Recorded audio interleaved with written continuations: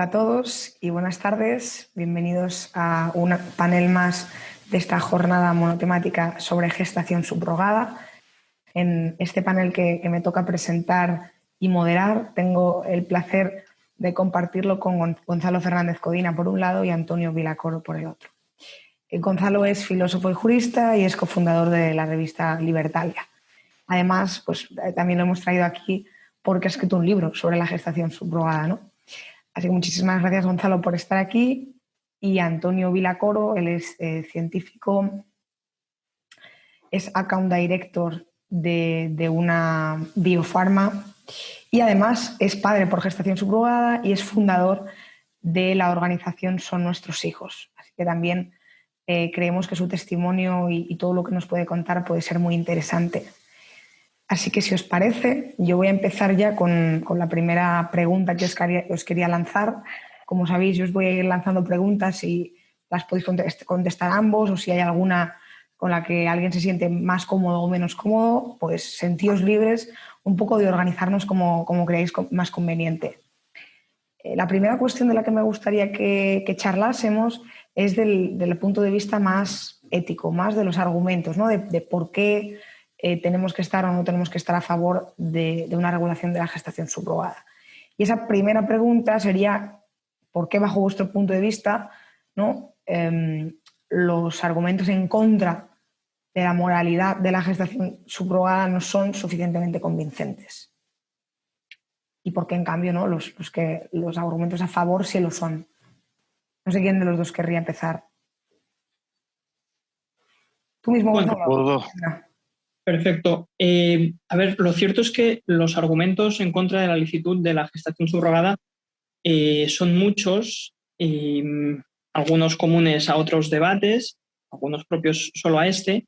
Y claro, explorar, yo pienso que una buena defensa de la licitud de la gestación subrogada exigiría pues analizarlos todos de forma pormenorizada. Lógicamente, esto pues aquí no es posible. Por tanto, yo me centraría quizá en los que creo que son más habituales, ni que sea para cubrir las cuestiones más importantes. A mi juicio, el primer argumento que más habitualmente se escucha en contra de esta práctica es el que tiene que ver con la dignidad humana. Se argumenta que la gestación subrogada, en cualquiera de sus versiones, además, se acostumbra a decir, la comercial o la altruista, sería moralmente ilícita por cosificar a la mujer gestante. Entonces, ¿por qué creo que este argumento no es válido? Hay muchos. Bueno, además de por la vaguedad del término, que raramente se define bien, pienso que si damos una explicación precisa de lo que queremos decir por cosificar, entonces no se aplicará a la gestación subrogada, o bien, cuando se aplique, será una práctica moralmente inocua.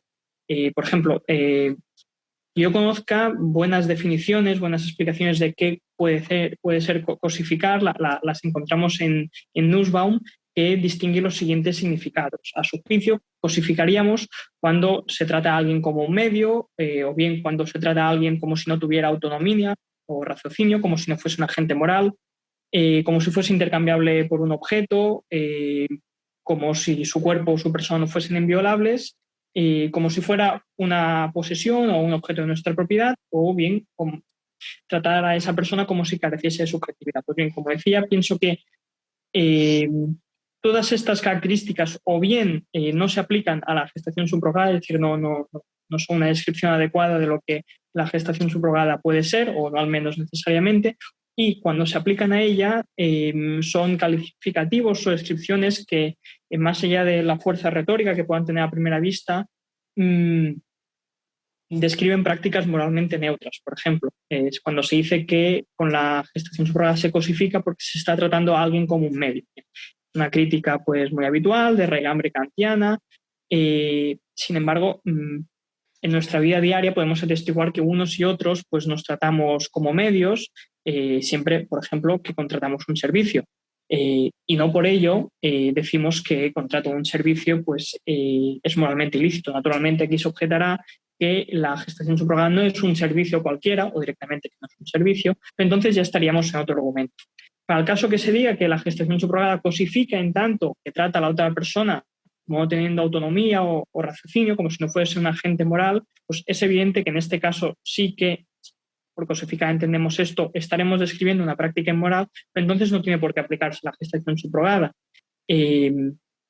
No al menos si se accede a la misma de forma libre e informal, es decir, de aquel modo en que solo los agentes morales pueden relacionarse con una actividad concreta. Otro tanto cabe decir de tratar a alguien como si fuera intercambiable por un objeto.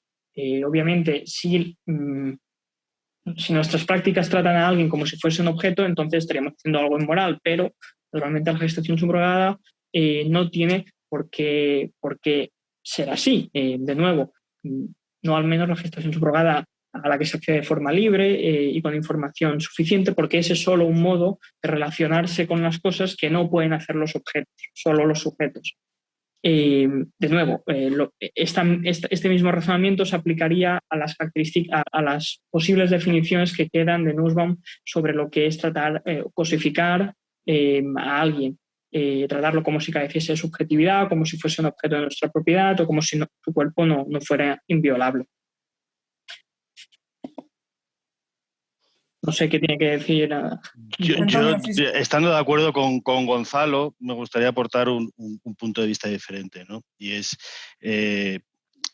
intentar entender por qué existen estos argumentos que están en contra de la gestación subrogada. Y la verdad es que en esta experiencia que llevamos las familias comunicando nuestra realidad a la sociedad, de lo que nos damos cuenta es que la gestación subrogada en muchas ocasiones desafía ese concepto tradicional de madre.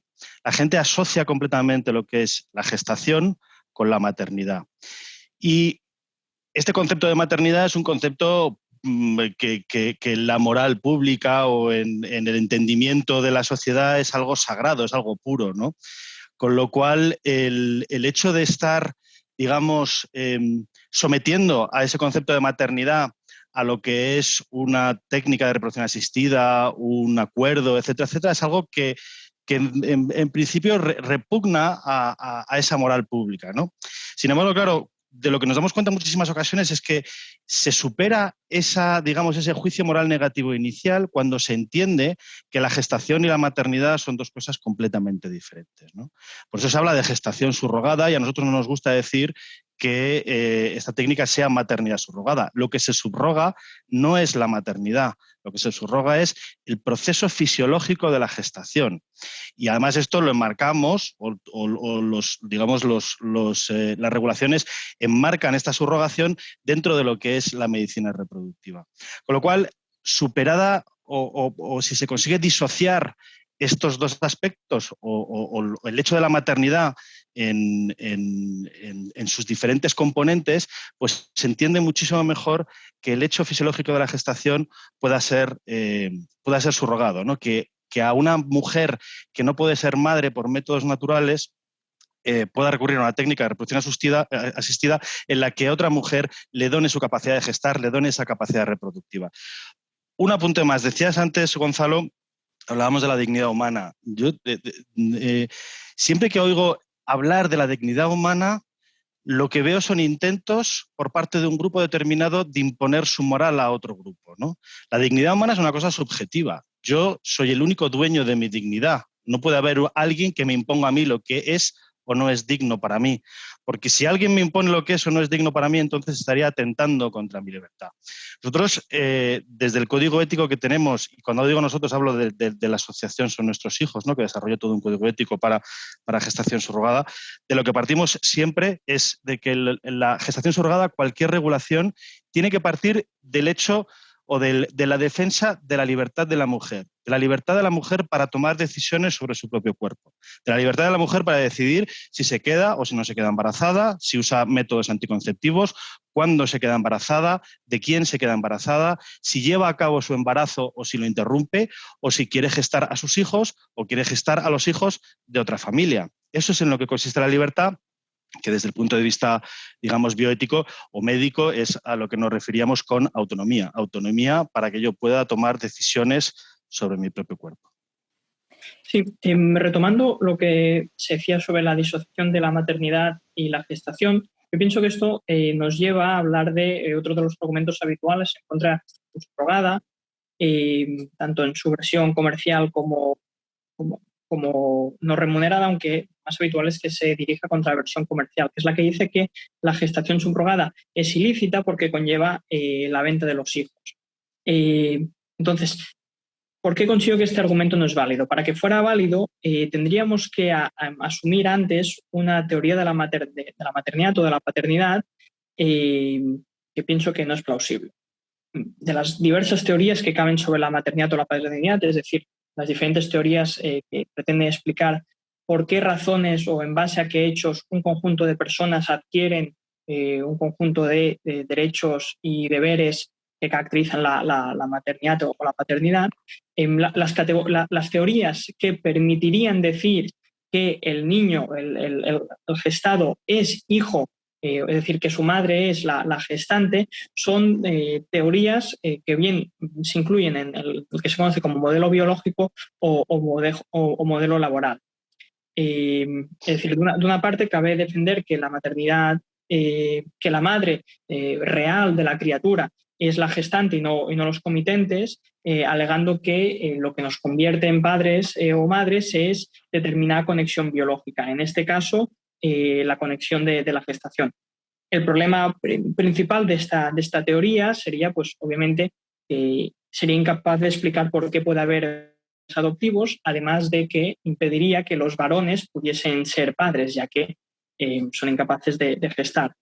La segunda visión sobre la maternidad, que conseguiría explicar que las mujeres gestantes y no los comitentes fuesen realmente los titulares de la patria potestad del menor, sería el modelo laboral, que explica los derechos y los deberes que se tienen sobre el menor en base a lo que, un llamado principio de inversión. Quienes más trabajen por el bienestar y el desarrollo de ese menor son quienes deben acabar desempeñando, pues, los deberes y los derechos que entendemos que caracteriza la patria potestad.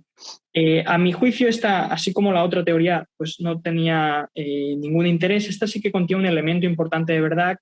Considero que una buena teoría sobre la paternidad o la maternidad debería incluir en cierto modo. Sin embargo, como teoría pura, como modelo puro, pienso que fracasa igual que el anterior porque sería incapaz, en este caso, de dar cuenta de la paternidad de los varones. Es decir, si lo que nos convierte, lo que nos otorga ese rol moral, que es ser madre o padre, fuese determinada conexión biológica, en este caso la gestación y el trabajo que ello implica, entonces, al menos al momento del nacimiento, los recién nacidos no tendrían más que un padre o una madre, en este caso una madre, porque solo podría haber una persona que hubiese gestado. O si lo queremos complicar aún más, significaría que si el día de mañana, pues, la tecnología médica avanza hasta el punto de que la gestación se puede llevar a cabo fuera del útero, entonces significaría, si aceptamos la teoría laboral de la paternidad o de la maternidad, significaría que al momento del nacimiento el menor carecería de padres porque no habría habido nadie que lo gestase. Entonces, rechazadas estas visiones sobre la maternidad, entonces seguir sosteniendo este vínculo entre gestación y maternidad o gestación y paternidad, pienso que es muy complicado. Sobre la segunda cuestión que se ha comentado, el argumento de la libertad, esta práctica debe aceptarse por ser una expresión de la libertad individual. Bueno, pienso que más adelante la tendremos que explorar con más detalle en relación al argumento de la explotación. A mí es un argumento que me convence, pero entonces yo solo advierto que uno tiene que estar entonces dispuesto a aceptar según qué conclusiones un poco complejas. Es decir, para rechazar el argumento del paternalismo, el de que según qué prácticas, pues, son muy lesivas y uno no las puede llevar a cabo, y por tanto sostener que mientras uno no haga daño a terceros puede hacer con su vida lo que desee. Obviamente habrá quien objetará que la gestación subrogada sí que daña a terceros, luego podemos entrar a ello. Para aceptar este argumento de la libertad y rechazar, por tanto, un argumento paternalista, tenemos que estar dispuestos no solo digamos, a aceptar la gestación subrogada, sino otras prácticas controvertidas como el suicidio, la eutanasia, el uso recreativo de drogas, la venta de órganos, por ejemplo, la prostitución. Y bueno, yo digo que este a mí me parece un argumento atractivo, pero no sé si siempre que se habla de la libertad como base para justificar pues, la gestación subrogada, se tiene presente que entonces uno se está comprometiendo, a menos que sea capaz de aportar explicaciones adicionales, con otras prácticas, pues, bueno, que en muchas ocasiones a las personas no les gusta defender o no se sienten cómodas con ella, ¿no? He hecho el uso recreativo de las drogas, la prostitución, el suicidio o la venta de órganos. Introduzco no te voy a quitar la palabra, Antonio, introduzco una nueva cuestión para no ir quedándonos solo en la primera pregunta, y es si vosotros hacéis alguna diferencia o si creéis que es relevante hacer una diferencia entre la gestación subrogada altruista y lo que se llama la comercial, ¿no? Yo sé que ahí... ¿Quieres cojo el testigo ahí? Perfecto, me parece perfecto. Pero quería antes de esta diferencia entre altruismo y comercial, al hilo de lo que decía Gonzalo, que no dejo de estar de acuerdo con él, efectivamente es necesario un cambio de paradigma en el derecho de familia. Hasta ahora el modelo de derecho de familia que tenemos es un modelo muy biologicista, está basado en ese latinajo de mater semper certa est, ¿no? Es decir, la filiación viene determinada por el parto, y me ha parecido muy bien la reflexión que le ha hecho, es, bueno, si ahora la filiación no viene determinada por el parto o no viene determinada por circunstancias biológicas, ¿cómo determinamos la filiación, ¿no? Este es el problema al que se enfrenta ese derecho de familia. Nos podemos fijar en lo que pasa en otros países y en el país en el que, o digamos en el estado en el que yo fui padre, que es en el estado de California, el derecho de familia está basado sobre la base de la intención. Es decir, padre y madre son aquellas personas que tienen la intención de ser padres y madres. ¿Y cómo se determina esto? Pues se determina dejando una constancia escrita de esa intención o de ese proyecto de familia. Y esa es la base, de hecho, de la regulación de la gestación subrogada en el estado de California. Y quizás hacia donde tendríamos que ir es hacia ese modelo en el que la intencionalidad es el fundamento jurídico de la filiación. Y eso encajaría muy bien con los nuevos modelos de familia homoparental, con la adopción y con otros muchos diferentes modelos de familia, ¿no? Y es, digamos, una vía que habría que explorar y que sería largo de explorar, ¿no? Es ese melón del cambio de paradigma en derecho de familia. En cuanto al altruismo o esa, digamos, versión de la gestación subrogada altruista o comercial, yo os dejo mi punto de vista. Mi punto de vista es que en ningún país del mundo existe la gestación altruista, existe la gestación subrogada comercial, ¿vale? En todos los países lo que se entiende, o la mayor parte de los países lo que se entiende, tampoco he hecho un estudio exhaustivo, lo que se entiende es que la gestación subrogada es una donación en medicina reproductiva. Lo que pasa es que en algunos países esta donación tiene una compensación económica asociada. Pero esa compensación económica asociada a la gestación subrogada no se rige por las leyes de mercado. Es decir, no podemos hablar de una gestación subrogada comercial porque no se rige por la ley de la oferta y la demanda, por ejemplo, ¿no? En España, de hecho, existe la donación de gametos, existe la donación de óvulos y la donación de espermatozoides, y tanto una como la otra son actos que pueden ser compensados económicamente. Una mujer, si dona sus óvulos, lo que hace es, en principio lo hace por motivos altruistas, pero la ley contempla que esta mujer pueda recibir una compensación económica. Esto mismo ocurre también con la investigación clínica, ¿no? Los ensayos de fase 1, los voluntarios sanos que participan en la investigación clínica también pueden recibir una compensación económica por las molestias sufridas. Pero el propio marco regulador español, el propio Real Decreto que regula la investigación clínica, lo que dice es que esta compensación económica nunca será lo suficientemente alta como para inducir a participar por motivos puramente económicos. Es decir, la propia ley está intentando romper esa regulación por oferta y demanda. Está intentando regular lo que podríamos entender como un mercado, ¿no? Y aquí ahora me gustaría remitirme a dos autores, a Roth y a Shapley, que ganaron un premio Nobel en el año 2012 y que hablaban del concepto que ellos decían, o que ellos denominaban mercados repugnantes. Hay ciertas cosas que tienen un profundo componente, digamos, sagrado o un profundo componente de pureza dentro de las sociedades humanas. Y cuando se dan digamos, transacciones o intercambios de valor alrededor de estas entidades que son consideradas sagradas, las sociedades humanas desarrollan esa repugnancia, ¿no? Esto es lo que pasa con la donación de gametos, que pasa con la investigación clínica o pasa con la gestación subrogada. Pero si os fijáis, también pasa con otros conceptos, ¿no? Por ejemplo, algo muy diferente que es el ejército, ¿no? Cualquier militar te podrá, digamos, reprobar la actitud o el comportamiento de quienes son mercenarios, que están simplemente luchando por un dinero y están haciendo transacción económica con algo tan sagrado como es el amor a la patria, ¿no? Es decir, el amor a la patria es lo que te tiene que empujar, tiene que ser la única motivación por la que tú vayas a la guerra. No puede ser que uno haga una transacción económica. Este es el fundamento psicológico de esa limitación que se pone a lo que de otra manera sería un mercado. Y esto es lo que está pasando con la gestación subrogada. La gestación subrogada se entiende como algo que toca ciertas partes de la existencia humana que son consideradas como puras y sagradas y, por tanto, todos los países, independientemente de que permitan ciertas compensaciones, tienen unas regulaciones muy fuertes. Y, de hecho, las compensaciones se enmarcan dentro de lo que serían los mecanismos de protección a la persona que dona, ¿no? Y esto pues pasa desde quien dona sangre y se le da un bocata de chorizo para que reponga el hierro después de haber donado sangre, o a quien dona óvulos y se le compensa por las molestias, o en el caso de gestación subrogada, a las mujeres gestantes. Sí, bueno, pues, se han dicho muchas cosas, a ver si me acuerdo de tocarlas todas. Bueno, empezaré por el final. Se ha mencionado lo que en la literatura se conoce como el argumento semiótico. Efectivamente, para algunos, poner un precio a determinadas prácticas especialmente valiosas, pues las corrompería, las degradaría o violaría su significado.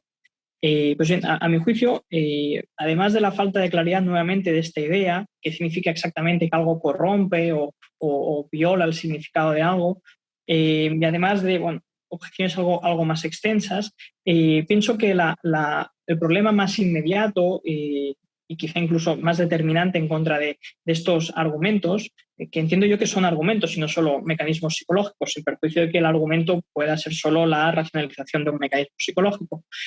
A mi juicio, el problema principal de este argumento es que lo que afirma directamente no es cierto. En nuestra vida diaria hay una serie de prácticas que consideramos muy valiosas, sagradas incluso, y a las que ponemos un precio sin mayor problema. Por ejemplo, ¿degrada o corrompe el sentido de la enseñanza que los maestros cobren por enseñar? Parece claro que no. ¿Significa acaso que enseñar, transmitir conocimiento, educar es una práctica de segundo orden? Parece claro que no. ¿Degrada o corrompe el sentido de la crianza y de los cuidados que se remunera a personas que lo hagan? Parece claro que no, ¿no? Todos aceptamos que se puede pagar a un tercero para que cuide a nuestros hijos o a nuestros familiares o a nuestros mayores, y aún así entendemos que cuidar es una faceta, una dimensión de la vida humana pues muy valiosa, sagrada. Es decir, la idea esta de que las facetas, las dimensiones más sagradas de la vida humana se ven embrutecidas o empobrecidas por el dinero, pienso que no es cierta. Por supuesto, hay algunas cosas contra las que pues tenemos una reacción visceral de rechazo, pero si intentamos analizar esa reacción, veremos que no la podemos universalizar. Si quieres, Irune, dejo el tema este y pasamos al tema de regulación. Si os parece bien, para no comernos todo el tiempo. La verdad es que sí, apunto. Solo un argumento. Yo es que no dejo de estar de acuerdo con Gonzalo. Yo creo que cuando he hecho toda esta exposición, lo que estoy haciendo es intentar explicar el porqué de ciertas cosas. No estoy intentando justificar. Es decir, creo que esta es la explicación de por qué a la sociedad le repugnan ciertas cosas, pero no es digamos, no es una manera ni de defender una posición ni de justificarla, ¿no? Sino simplemente de exponerla. Habría mucho trabajo por delante y se podrían escribir muchísimas páginas a la hora de, ¿y ahora cómo legislamos? ¿No? Que es el punto en el que vamos a entrar ahora. En realidad está muy ligado a la cuestión de la ética y por eso es la primera pregunta que me gustaría haceros que tiene que ver con la legislación y es ¿cuáles son los potenciales peligros que creéis que un proceso de gestación subrogada, ¿no?, puede traer consigo, ya tanto para el menor, para los padres comitentes, como para la que gesta? ¿No? Temas desde la inseguridad jurídica, o sea, cualquier cuestión o qué cuestiones creéis que son más relevantes y que se deben tener en cuenta. Si quieres, te digo brevemente por nuestra experiencia y por lo que hemos vivido. Te lo cuento también porque desde la asociación hemos vivido muchos casos de mala práctica. Y después de haber vivido todos estos casos de mala práctica, entendemos que es necesaria una cierta regulación para que la técnica se pueda llevar a cabo con una garantía, ¿no? Y te digo, básicamente, habría tres tipos fundamentales, porque hay, digamos, tres actores fundamentales en la gestación subrogada. Por un lado es el niño o la niña que van a nacer, ¿no?, que tiene que tener garantizado su derecho a la filiación. Y lo que no puede pasar es que esa filiación del niño o de la niña dependa de caprichos o de azares del proceso, ¿no? Por eso defendemos esa filiación basada en la intención, porque la intención se establece desde el principio, luego podrá cambiar y se podrá someter al niño, pero una vez, digamos, que una persona establece una filiación y establece el compromiso de ser padre o madre y arranca el proceso, debería ser un compromiso ineludible, un compromiso del que uno no puede escapar, porque estamos defendiendo el derecho de filiación del niño. Y de hecho la legislación o el marco regulador de California surge precisamente de un caso que sentó jurisprudencia en el que el padre, dentro de un proceso de gestación subrogada, de repente dijo: me retiro del proceso, y la madre le demandó diciendo: usted ha firmado este compromiso de ser padre, por lo tanto tendrá que ser padre, y lo único que podrá hacer es abandonar a su hijo y iniciar otro proceso. Eso por el lado del niño. Por el lado de la gestante, obviamente, por el lado de la gestante hay que proteger una serie de garantías, sobre todo el que la gestante, la mujer que gesta y que dona su capacidad de gestar, entre dentro del proceso a través de un consentimiento informado. Es decir, que ella consienta, que haga uso de su libertad, pero que esa libertad además esté informada, es decir, que sepa perfectamente a los riesgos a los que se expone, porque la gestación no es un proceso fisiológico libre de riesgos. ¿Cómo soluciona esto? ¿Cómo se soluciona esto en otros países? Se soluciona porque se exige que las mujeres que donan su capacidad de gestar hayan gestado previamente a sus hijos y que hayan cumplido su deseo de maternidad con anterioridad. Con eso estamos reduciendo los riesgos, porque por supuesto no garantiza nada, pero el hecho de que una mujer haya tenido 2 o 3 embarazos sanos, digamos, reduce las posibilidades de tener un embarazo complicado a la hora de donar esa capacidad de gestar. Y por último estaría, obviamente, el interés de los padres, ¿no?, de los padres de intención.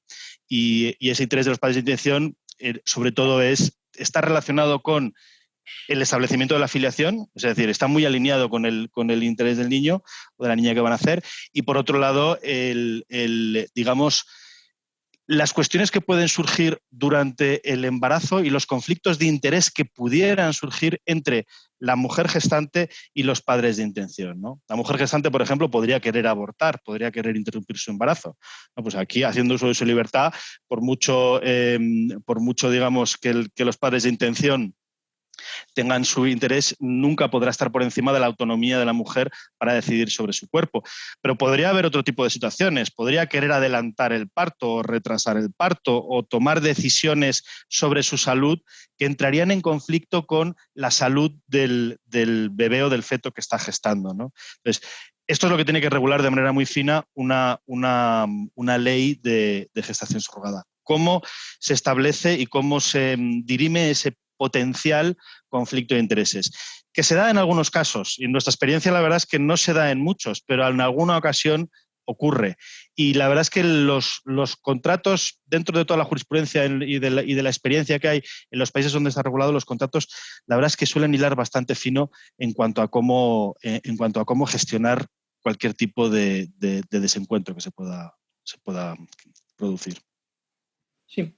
Yo, en relación a los peligros, pues naturalmente también distinguiría entre los que afectan principalmente al menor y a la gestante. Y sobre el menor, yo pienso que tendríamos que distinguir dos cuestiones principales, que son las que más habitualmente se discuten. De una parte, valorar si, como a veces se afirma, la rotura de lo que se llama el vínculo gestante-gestado pues puede entorpecer el desarrollo del menor o impactar en su salud emocional. Hasta donde yo sé, la evidencia que hay a día de hoy es poca. Los estudios son metodológicamente limitados por las muestras que emplean, por las técnicas que utilizan, pero con estas precisiones importantes, las conclusiones que arrojan son positivas. Es decir, que los menores nacidos por esta técnica no ven su desarrollo, su salud, su vida emocional perjudicada. Entonces, uno de los principales peligros de este proceso y que viciaría cualquier argumento de la libertad, ya que en este caso estaría implicado el daño a un tercero que no consiente, en principio, si hacemos caso de la evidencia a la que disponemos hoy, no jugaría, no sería relevante. El segundo peligro en relación a los menores, para el caso que descartemos que les supone un daño a su salud, sería la cuestión del conocimiento de los orígenes biológicos. Hay quien entiende que las personas deberíamos poder conocer a nuestros progenitores, a aquellas personas con las que mantenemos determinada relación biológica. Yo en el libro sostengo por qué creo que esto no es así, pero para el caso que se estimara que esto es importante, no supondría un problema fatal para una buena regulación de la gestación subrogada, ya que cabría orquestar mecanismos o limitar la gestación subrogada a aquellos casos en que cupiese orquestar mecanismos que asegurasen que el menor podría relacionarse pues, no solo con sus padres, con los comitentes, con los padres de intención, sino también con sus progenitores. Que de hecho aquí estamos reduciendo el tema a los padres de intención, el menor y la gestante, cuando en el fondo podría ser mucho más complejo. Podría haber el menor, la gestante, el padre y la madre de intención, 4 personas, pero aún podría haber el donante de gametos masculinos y el donante de gametos femeninos, porque las personas, los padres de intención, en el caso de que fuese una pareja, podrían no poder ofrecer sus gametos, pero vaya, que a la hora de conocer los orígenes biológicos podría haber muchas personas implicadas. Si entendiésemos que los peligros relativos al menor pues, están abordados satisfactoriamente, quedaría en los peligros en relación con la gestante. Y aquí yo pienso que sí, recogiendo una pregunta que hacías antes, Irune, sí que sería muy importante distinguir entre la versión comercial y altruista.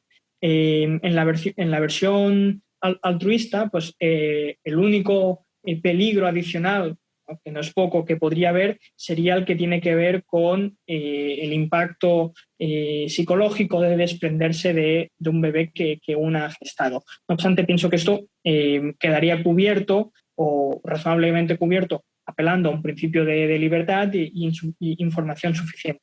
Ahora bien, si estamos dispuestos a aceptar también la versión comercial, o si queremos no llamarle comercial, porque digamos no esté sometida a las leyes del mercado, pero vaya, aunque el precio no se determinase de forma totalmente libre, yo pienso que sí que le tenemos que llamar comercial, porque una cosa es una simple compensación por los gastos, las molestias en las que se ha incurrido, que es lo que, por ejemplo, podría ser el bocadillo al que dona sangre, y la otra, pues las abultadas cuantías que se da a las gestantes, por ejemplo, en estados como California.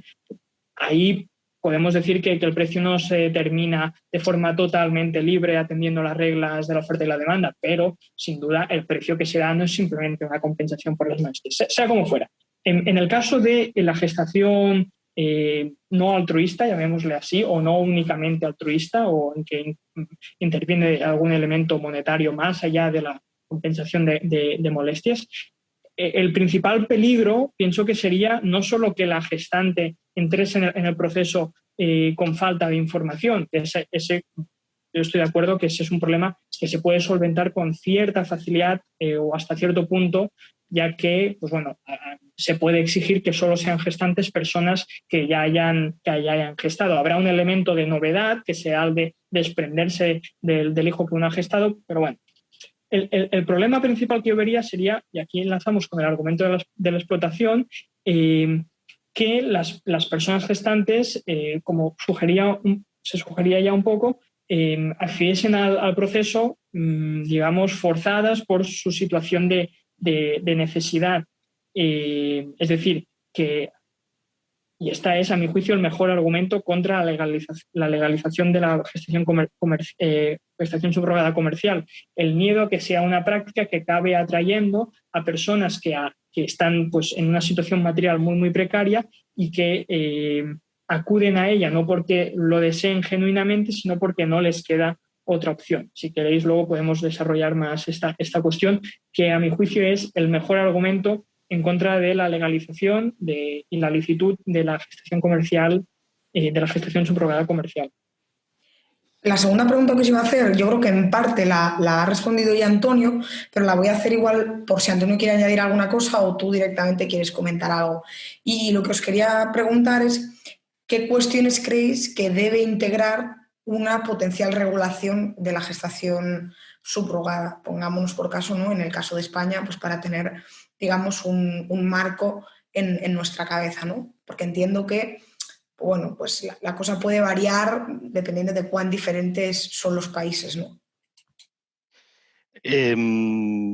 A ver, este peligro potencial de que, en realidad, más que un peligro, volvemos a esa percepción psicológica de la pureza, ¿no? En la que yo juzgo moralmente negativo en función de las motivaciones que la mujer que dona su capacidad de gestar tiene. Es decir, quien tiene como única motivación ayudar al prójimo, yo se lo permito. Si su motivación tiene como única empuje el dinero, entonces eso lo juzgo moralmente reprobable. Pero, por otro lado, ¿quiénes somos nosotros para meternos dentro de las motivaciones que tienen las personas para hacer las cosas? Sí, y sobre todo que... Antonio, yo no hablo de las motivaciones, yo hablo de las condiciones en las que se pueda dar. Es decir, yo no encontraría problemático que una mujer perfectamente acomodada y con toda clase de posibilidades económicas accediese a la gestación subrogada para obtener más dinero, irse de viaje o comprarse unos Manolo. No, esa sería la crítica de las motivaciones frívolas. No, yo digo que el argumento de la explotación señala el problema que la situación problemática consistente en que una persona no es que lo haga por dinero, y entonces el argumento consiste en que la maternidad es algo demasiado bonito para mezclarlo con el sucio dinero. No, que esa persona no está tomando una decisión genuinamente libre, ya que si bien digamos, tiene la información suficiente, se ve coaccionada, por decirlo de algún modo, por su situación material desesperada. Ese sería el peligro que yo destacaba, no tanto un problema de motivaciones. Lo entiendo, pero digamos, este peligro nos lleva a una reducción al absurdo. Nos llevaría a decir, bueno, pues la gente también trabaja y es explotada, pues la gente tiene que llegar a final de mes, pagar una renta, comer, etcétera, etcétera, y se ve obligada a trabajar. No está haciendo uso de su libertad a la hora de trabajar, sino que está siendo explotada. Y así estaríamos explotados por los 40 y tantos millones de españoles que tenemos que llegar a fin de mes. A lo mejor no todos, algunos viven de las rentas. Pero cabría una respuesta a esta analogía, sí, consistente en decir que así como todos aceptamos que las decisiones, para que sean genuinamente libres y vinculantes, tienen que darse en unas condiciones determinadas. Y por supuesto todos aceptaríamos que estas condiciones determinadas incluyen como mínimo un mínimo de información y unas mínimas capacidades cognitivas. ¿De acuerdo?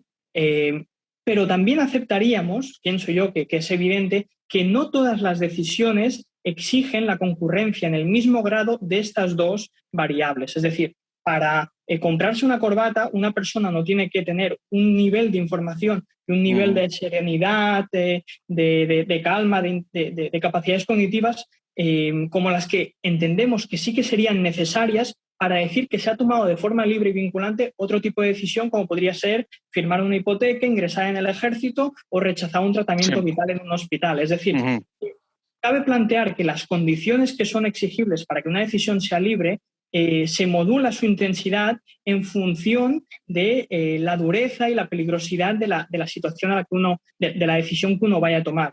Y por tanto, que una situación material determinada de precariedad, de necesidad, puede ser válida o puede no viciar determinadas decisiones, como serían acceder a un puesto de trabajo pues poco glamuroso o poco reconfortante, pero que esas mismas condiciones de precariedad sí que viciarían aceptar otras decisiones que tienen un coste, un riesgo mucho mayor del que tiene, por ejemplo, aceptar determinados puestos de trabajo. Es decir, yo entiendo tu crítica y decir, si las condiciones materiales de necesidad viciaran, tu crítica sería válida si uno sostuviese que para tomar cualquier decisión son necesarias unas condiciones materiales de total abundancia. Pero eso pienso que no necesariamente es lo que se tiene que decir. Se puede sostener que como más gravosa sea la decisión que se va a tomar, mejores tienen que ser las condiciones materiales desde las que se toma. Y dado que enfrascarse en un proceso de gestación es algo potencialmente muy peligroso, pues entonces las condiciones materiales tienen que ser especialmente generosas. Ese sería, yo entiendo... Y yo creo que estamos completamente de acuerdo y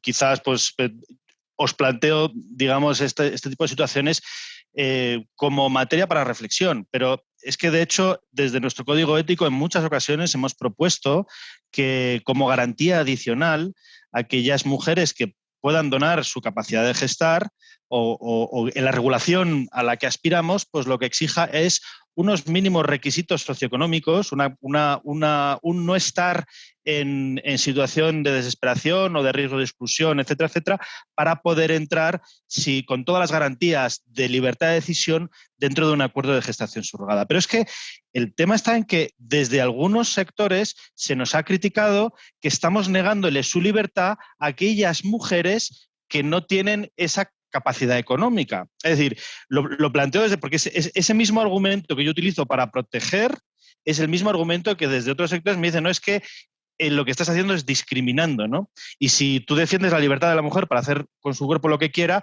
a las mujeres pobres no les estás dejando hacer con su cuerpo lo que quiera. Es decir, estoy de acuerdo contigo, pero aquí hay un equilibrio muy fino, sí. ¿No? en el que uno se tiene que mover.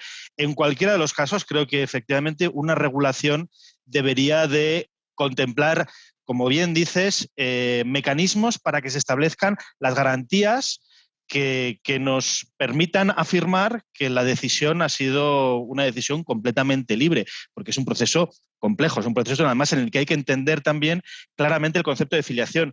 Déjame que enganche con el ejemplo que ponías antes, ¿no? Ese impacto psicológico de desprenderse de un bebé.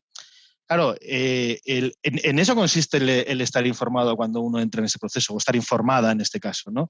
Yo recuerdo unos compañeros nuestros nos contaban, y os voy a contar una anécdota, de que su gestante iba paseando un día por el pueblo ya en avanzado estado de gestación, esto estaba de 7 o 8 meses con un gran barrigón, e iba paseando con su marido, ¿no? Y se encontraron con un conocido al que hace mucho tiempo que no veían. Y ese conocido se les acerca y se dirige a ella y le dice, oye, enhorabuena. No, se acerca a él y le dice, enhorabuena, que vas a ser padre. Y le dice él con una sonrisa de oreja a oreja, no, si no es mío. Claro, el otro se quedó completamente cortado. Y dice, no, esta pareja que conozco, y resulta que ella está embarazada de un hijo que no es de él. Entonces, para, digamos, mitigar ese corte, se dirige hacia ella y le da la enhorabuena a ella. Le dice, oye, enhorabuena por el hijo que vas a tener. Y le dice ella, no, si tampoco es mío. Es decir, es una mujer que tiene perfectamente claro, desde el momento en el que se le implanta el embrión, que aquel hijo que está gestando no es suyo. El vínculo emocional que se establece es muchísimo menor que el vínculo emocional que se establece a la hora del ejemplo que ponías antes, ¿no? El de cuidar a un niño. Yo te puedo asegurar, tengo una hija que ha tenido una mujer que la ha gestado y ha tenido, mientras nosotros nos incorporamos a trabajar, otra mujer que la cuidó. Quien más vínculo emocional ha podido establecer con ella no es la que la gestó, sino que es la que la cuidó, pero clarísimamente y con muchísima diferencia. Pero en ningún caso la sociedad confunde que por mucho cariño que la persona que cuida establezca con un bebé o con un niño, eso vaya a dar derechos de filiación. Y déjame por último, muy rápidamente, el tema de los orígenes biológicos. Nosotros como asociación también lo hemos debatido muchísimo. Hay muchísimas sensibilidades diferentes, pero curiosamente todos estamos de acuerdo en el derecho de los niños y de las personas a conocer su origen biológico.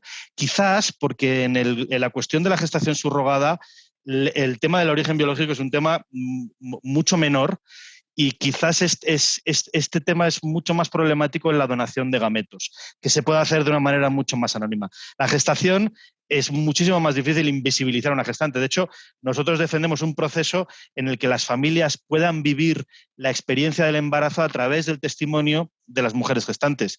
Y para eso, la mayor parte de la gente lo que hace es construir una relación personal, construir una relación de amistad, incluso, digamos, incorporan en cierto modo a la mujer gestante dentro de la familia, en ningún caso, por supuesto, con el rol de madre, pero sí con otro tipo de roles. Y por último ya, además, los casos en los que la mujer que dona su capacidad de gestar coinciden con la mujer que dona gametos, cada vez son menos. En la práctica en Estados Unidos o en los países donde está regulado, siempre existe una mujer que dona los gametos y otra que gesta. Lo que se llama la subrogación tradicional, yo no sé si ahora es un 1% de los casos, pero tiende a desaparecer. Perdonad que os tenga que cortar, pero si os parece nos vamos a ir ya al último, nos quedan solo 10 minutillos. Y me gustaría que hablásemos sobre España, sobre lo que está sucediendo en España, ¿no? Entonces, la primera pregunta que me gustaría haceros, que en realidad también es una pregunta bastante genérica, que se puede aplicar a otros países, pero es ¿qué problemas están asociados a la no regulación de la gestación subrogada, ¿no? Como es el caso de España? Y ahí, pues, probablemente sigáis hablando de los temas del derecho a la filiación y demás. No sé si ahora quieres empezar tú, Gonzalo, o... Sí, bueno, a mi juicio las dificultades de que no esté regulado son principalmente dos. De una parte, pues dificultar seriamente a quien quiera acceder a la paternidad por esta vía, el poder hacerlo. Naturalmente esta dificultad solo será relevante para aquellos que ya acepten que esta es una vía válida para acceder a la paternidad. La segunda dificultad que yo encontraría, y pienso que sí que puede ser...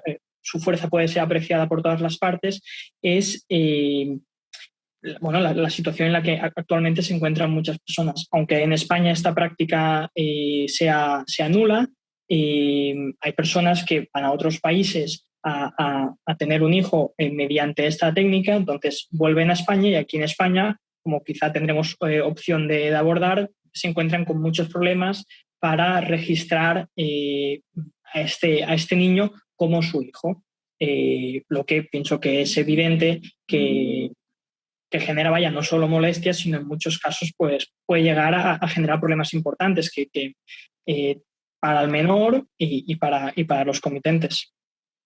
Y quizá como tercera cuestión, quizá como de manera más especulativa, esto no me consta que existan, los otros dos problemas sí que es evidente que existen. Por regla general, es habitual que las prácticas para las que hay mucha voluntad de que se puedan llevar a cabo, pero que son ilegales y que por tanto se acaban realizando en la clandestinidad, son prácticas en las que el Estado no puede intervenir o tiene muchas dificultades para intervenir y regular y por tanto pues, evitar situaciones abusivas, etc. Los principales problemas pienso que sean los dos primeros. Trabas para que determinadas personas accedan a la paternidad en los términos en que ellas desean y, más importante, dificultades luego para el menor y para los padres a la hora de venir a España e intentar que conste legalmente que entre ellos existe esa relación de filiación. Antonio, tú... Yo lo que os diría es que no, el deseo de paternidad y maternidad es algo muy fuerte, muy fuerte, y en el proyecto vital de una persona es una de las mayores prioridades, ¿no? Y en el proyecto vital de una pareja pues también. ¿Esto qué significa? Significa que va a haber muchísima gente que esté dispuesta a saltar las barreras que sean necesarias para llevar a cabo ese proyecto. Y existiendo esta posibilidad, no en España, sino en otros países, van a hacer lo que sea por irse a esos destinos en los que pueden, digamos, disfrutar de esta técnica. ¿Cuál es el problema? Que al no estar regulado en España, pues esto es lo que pasa, recurren a destinos en el extranjero y en muchas ocasiones recurren a destinos en donde hay una absoluta falta de regulación, a países en donde no hay siquiera un marco legal sólido, a países en algunas ocasiones con riesgos de inestabilidad política, incluso países en guerra, con golpes de Estado. Hemos visto muchísimas familias que se han quedado atrapadas y que no podían volver, familias a las que nos consta bueno, pues que están sufriendo situaciones de abuso. Es decir, el hecho de no regular en España lo que está haciendo es que haya muchas familias españolas que recurran a destinos en donde no tienen garantías y en donde están sujetos a todo tipo de abusos. Y nos llegan los casos todos los días. No todo el mundo se puede permitir el lujo de ir a un destino como Estados Unidos, en donde hay una seguridad jurídica tremenda, pero donde también nos encontramos con el sistema sanitario más caro del mundo. Un acto médico en Estados Unidos es 5 veces más caro que en España, con lo cual, y además hay que pagarlo a tocateja porque no hay ningún tipo de sistema de salud pública, con lo cual el parto que aquí en España te lo cubre la Seguridad Social y tiene un coste de 3.000 euros, pues a lo mejor en Estados Unidos uno lo tiene que pagar a tocateja y tiene un coste de $25.000. Estamos hablando de este tipo de diferencias, ¿no? Con lo cual, efectivamente, las familias tienen que ir al extranjero, pero curiosamente, España, a pesar de que no regula la gestación subrogada, de que la ley de técnicas de reproducción asistida, como bien decía Gonzalo, dice que es un acuerdo nulo de pleno derecho, sí que permite vías para reconocer la filiación derivada por gestación subrogada. Existe esta instrucción del Ministerio de Justicia de 5 de octubre de 2010 en el que se permite el acceso al registro civil de filiaciones derivadas de gestación subrogada. Con lo cual, ¿qué es lo que de facto está haciendo España? Está regulando la gestación subrogada, pero siempre que ocurra fuera de sus fronteras, en países en los que el proceso tiene una tutela judicial, que es lo que recoge la instrucción. Incluso en países donde no hay una tutela judicial, las familias vuelven a España con sus hijos, la filiación se establece con uno de ellos, con el que se pueda demostrar la relación biológica, según la legislación española, con el padre, y después inician un proceso de reconstrucción de la filiación que en la mayor parte de los casos tiene éxito. Es decir, al final son miles y miles y miles de niños españoles que han nacido por gestación subrogada y que tienen correctamente reconocida su filiación. ¿Por qué no establecemos en España una regulación que permita que las familias recurran con todas las garantías dentro de nuestro país y que no se tengan que someter a los riesgos tanto físicos como económicos en el extranjero para ser padres? Sobre todo porque, como hemos visto, yo creo que se pueden dar las garantías para que haya una correcta regulación. Yo querría hacer un par de precisiones. En primer lugar, querría destacar la cierta tensión que a veces existe en el discurso de defensa de la gestación subrogada, que yo, insisto, pienso que es una práctica lícita. Para mí es un poco problemático que se insista en que debe desligarse la concepción de la maternidad y la paternidad de la biología, es decir, apostar por un concepto no biológico de lo que es tener hijos y lo que es tener padres, y que, sin embargo, se entienda que optar por prácticas como la gestación subrogada es la única opción para tener hijos. No digo que sea la opción de Antonio, y que, en cambio, se acostumbre a ver la adopción como algo descafeinado, como una paternidad de segunda. Es decir, si uno defiende que la forma correcta de entender la paternidad y la maternidad es desligándolo de la biología, entonces uno debe preguntarse, que insisto, no digo que sea el caso de Antonio ni de los miembros de su asociación, debe uno preguntarse por qué le podría parecer que optar a vías como la adopción, que yo entiendo que no es que sean lícitas, sino que son moralmente loables, no acabaría de colmar sus expectativas y de encajar en su proyecto vital. Lo que a su vez me conecta con la cuestión del conocimiento de los orígenes biológicos. Si uno sostiene genuinamente que progenitor y padre son cuestiones totalmente distintas, que la filiación y la familia no tienen por qué relacionarse con las relaciones de sangre, entonces la relevancia de conocer nuestros orígenes biológicos pienso que se oscurece. Dicho esto, para enlazar con el tema legal, entiendo que, Antonio, te referías a la resolución del 18 de febrero del 2019, ¿verdad? No, hay una posterior que es una instrucción, no es una resolución de 5 de octubre de 2010. La resolución del 18 de febrero es una puntual para una familia, la de 5 de octubre es la general. Claro, pero sin ánimo de polemizar, tú sabes, Antonio, que este tema luego ha pasado por los juzgados, en primera instancia de Valencia, luego a la Audiencia Provincial, y pienso que fue en 2014 que se pronunció el Supremo en unos términos menos acomodativos. Dicho esto, también es cierto que el mismo 2014, y luego pienso que también en 2016 el Tribunal Europeo de Derechos Humanos se pronunció hasta en 3 ocasiones condenando a Francia por no inscribir a los hijos pienso que eran las parejas de varios señores. Bueno, conozco los apellidos, pienso que eran varones, pero ahora Menesón, no sí. Sí. Por lo que decías del 18 de febrero, todo este proceso judicial que contabas que termina en el Tribunal Supremo se refiere al caso de una única familia, que es la que recibió la resolución del 18 de febrero. Sí que es verdad que muchos juristas dicen que, derivada de la doctrina que sienta esta sentencia, la instrucción quedaría anulada, la instrucción de 5 de octubre. Pero, claro, sin embargo, la instrucción no ha quedado anulada. Déjame de todas maneras que conteste sobre el tema de la adopción, porque efectivamente la adopción es una manera clarísima de acceder a la paternidad y con exactamente el mismo valor y basada en el mismo principio de intención que nosotros defendemos para la gestación subrogada. La diferencia está clara. La diferencia es que la adopción es un mecanismo de protección de la infancia y la tenemos que entender como tal. No la tenemos que entender como una manera de satisfacer los deseos de paternidad, sino es una manera de proteger a los menores que se encuentran en situación de desprotección. Sin embargo, la gestación subrogada es una técnica de reproducción asistida. El fin de la gestación subrogada es un fin completamente diferente al fin de la adopción. No es que digamos que una tenga más valor que otra, los dos son maneras alternativas de acceder a la paternidad, exactamente igual de válidas, y lo que no cabe es juzgar moralmente reprobable a una más que a la otra o la otra más que a la una.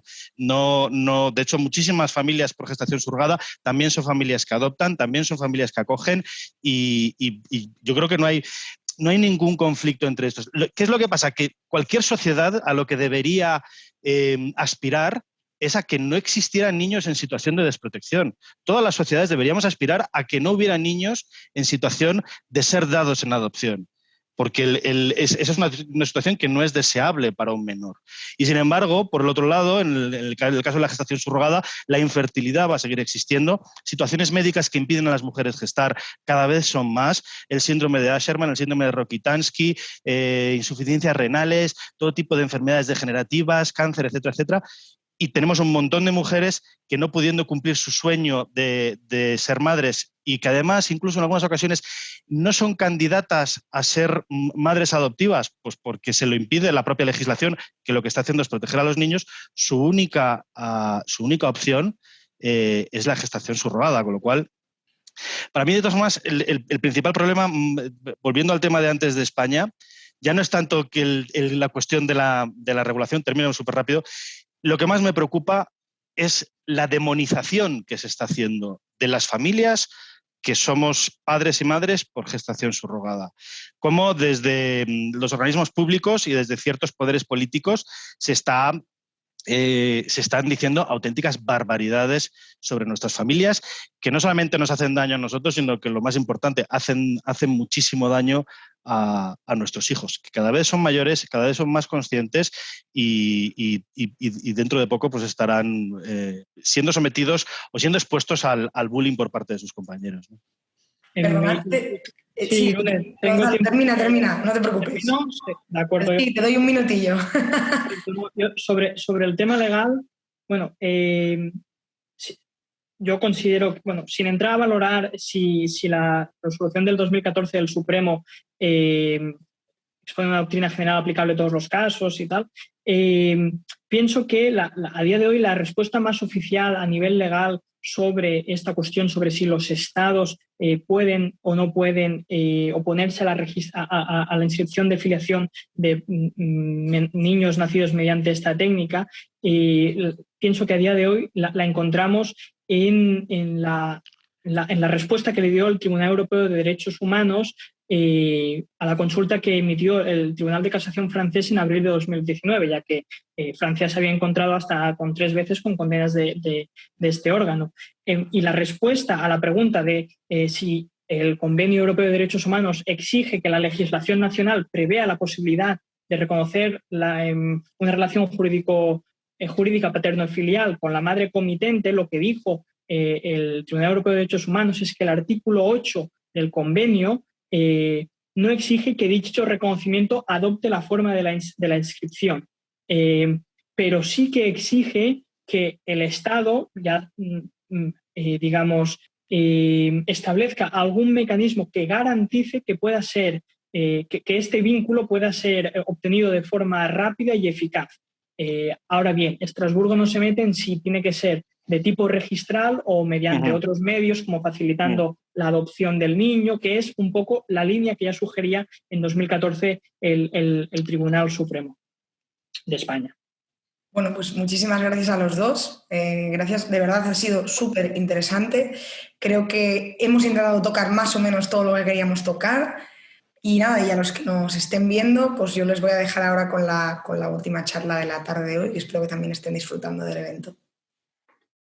Muchas gracias, Irune. Y gracias, Gonzalo. Un placer Igualmente, hablar contigo.